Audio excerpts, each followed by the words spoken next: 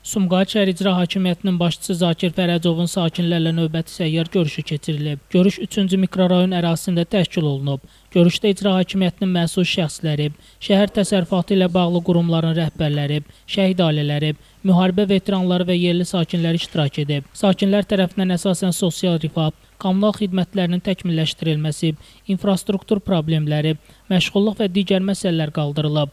Şəhər rəhbəri vətəndaşların müraciətlərini diqqətlə dinləyib, bir sıra məsələlər yerində həllini tapıb. Digər müraciətlərlə bağlı isə aidiyyatı təşkilatlara tapşırıqlar verilib və nəzarətə götürülüb. Qeyd edək ki, Sumqayıt şəhər İcra Hakimiyyəti vətəndaşlarla birbaşa ünsiyyətin gücləndirilməsini, onların problemlərinin yerində dinlənilərək operativ həllini təmin etmək əsas prioritetlərdən biri hesab edir. Bu istiqamətdə keçirilən səyyar görüşlər şəhər sakinləri ilə əlaqələrin möhkəmləndirilməsinə, onların gündəlik həyat şəraitinin daha da yaxşılaşdırılmasına xidmət edir. Şəmistan Fikirətli, Elbrus İsmailov, Bugün informasiya proqramı üçün.